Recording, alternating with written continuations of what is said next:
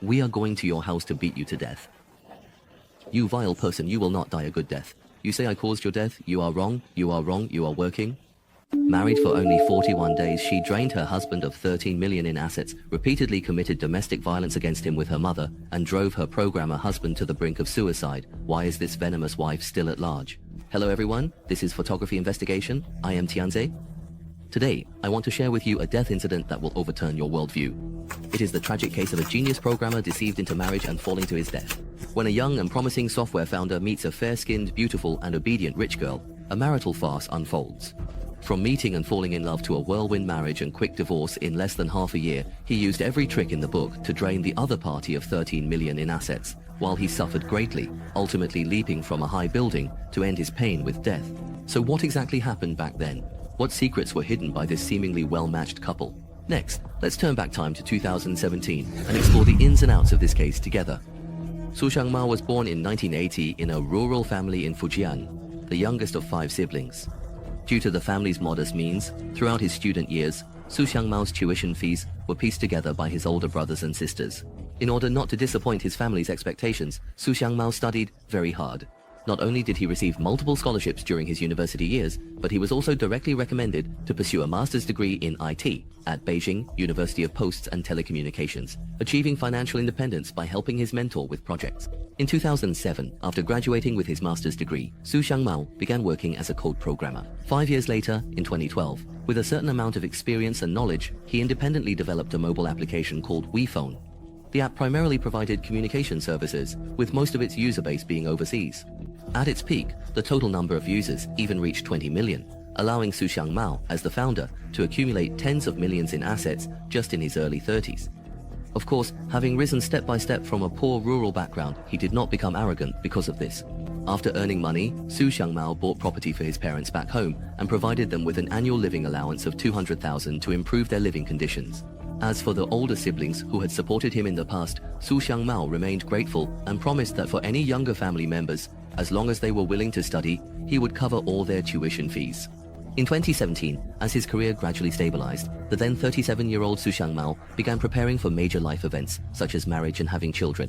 He subscribed to a VIP membership on a matchmaking website, and on March 30th of the same year, he was introduced to a girl named Zhai Xingxing by a matchmaker from the site.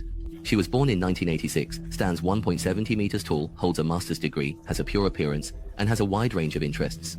According to the information provided by the website, Zhai Xingxing, who grew up in a well-off family, has a father who is a university professor and a mother who is a retired accountant from a state-owned enterprise. She herself holds a master's degree from Beijing Jiaotong University, studied abroad in the United States as an exchange student, and after graduating in 2012, she joined a government agency and became a civil servant with an official position.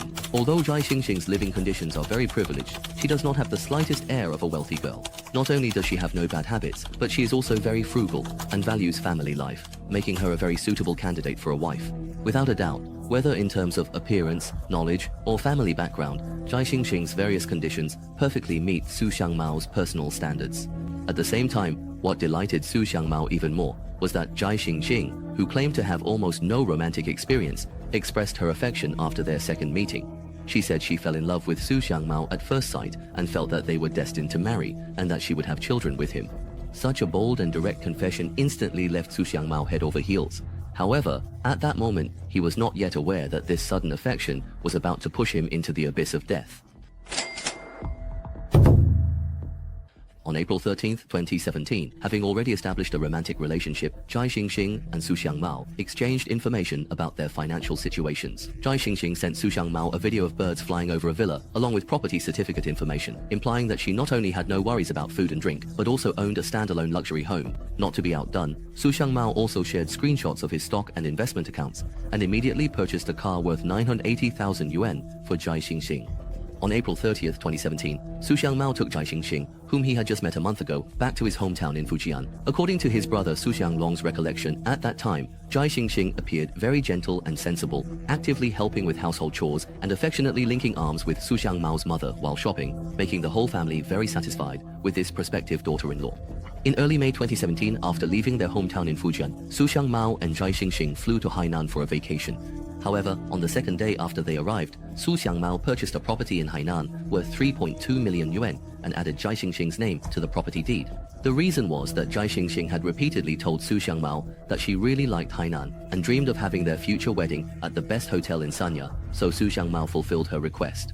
On May 18, 2017, after finishing their trip to Hainan, the two went to Hong Kong for shopping. During this time, Su Xiangmao not only bought various luxury goods for Zhai Xingxing, but also gave her a diamond ring worth 240,000 yuan. In other words, in just 50 days, Su Xiangmao spent nearly 5 million yuan on Zhai Xingxing, truly spending money like water, without any hesitation. This solo trip also, to some extent, deepened their relationship, leading Zhai Xingxing to proactively suggest getting married to Su Xiangmao. Stingy. They set the wedding date for June 2nd the same year. This solo trip also to some extent deepened their relationship, leading Zhai Xingxing to suggest getting married to Su Xiangmao, and they set the wedding date for June 2nd the same year. Su Xiangmao.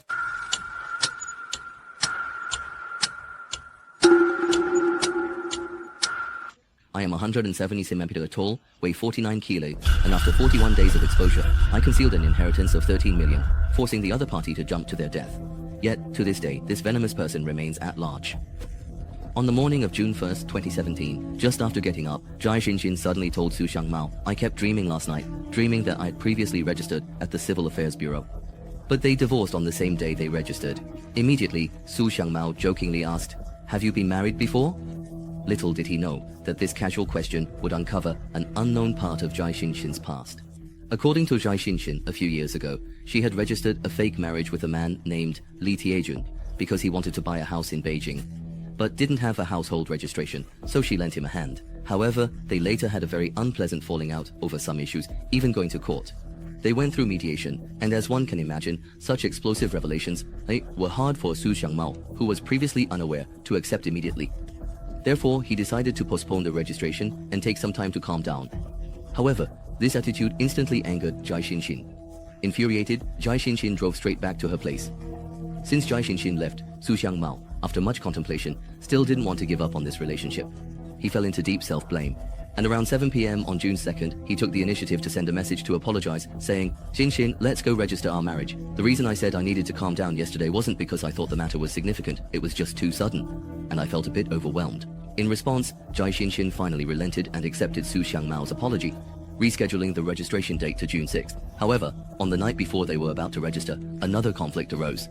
At that time, Su Xiangmao requested to see Zhai Xingxing's previous divorce mediation document, but Zhai Xingxing refused to show it, citing personal privacy, and said that if he insisted on seeing it, he would have to pay 880,000 yuan first. Consequently, in a moment of confusion, Su Xiangmao actually transferred 880,000 yuan to Zhai Xingxing. However, when the divorce mediation document appeared in front of him, Su Xiangmao began to have doubts, because the man's name was not Li Tijun, as Zhai Xingxing had claimed. Instead, it was a man with the surname Liu.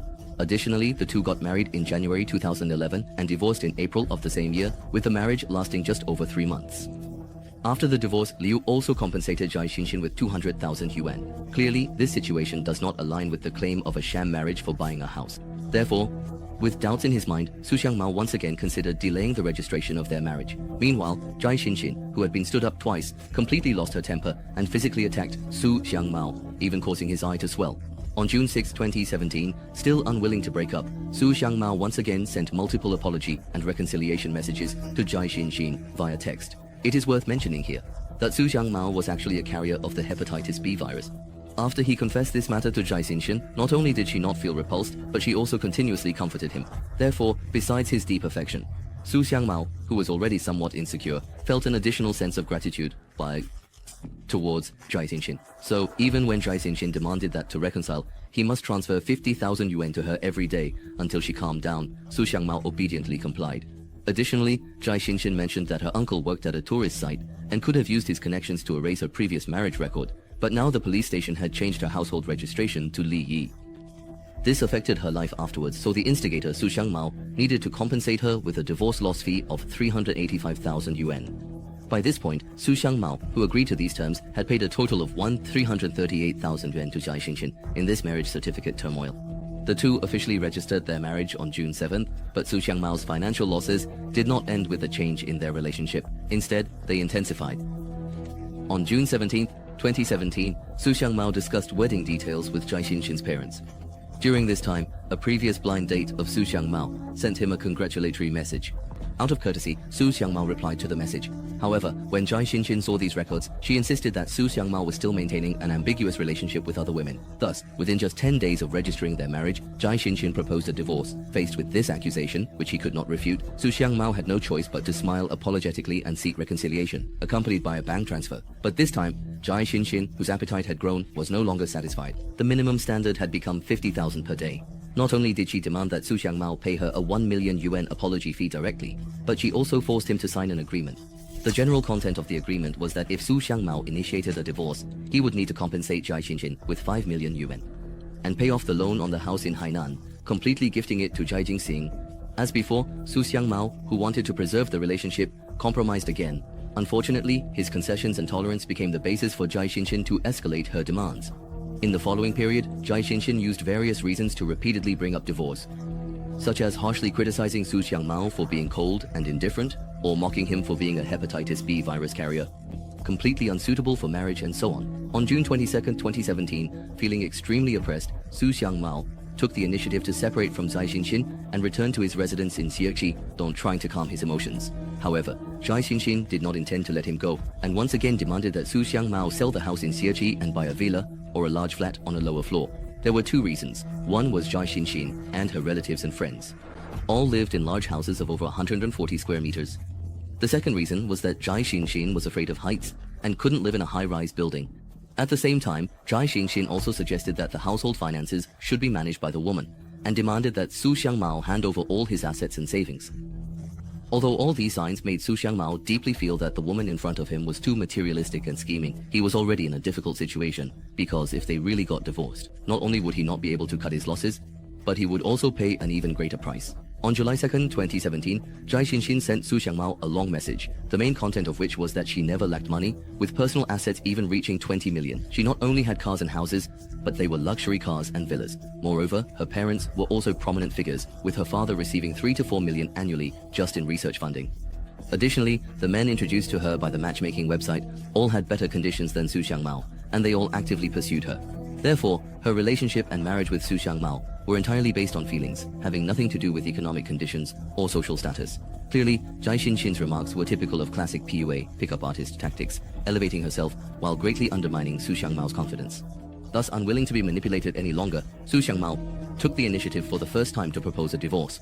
Upon receiving the news, Zhai Xinxin immediately changed her attitude, demanding that Su Xiangmao fulfill the previous agreement by compensating her with 5 million yuan and the house in Hainan, or else she would expose the grey operations of Huifeng Company and expose the issues of tax evasion and fraud, repeatedly hinting that she had relatives working in the police department. It is worth noting that, according to subsequent investigations, Su Xiangmao's company actually did not have any operational or tax issues.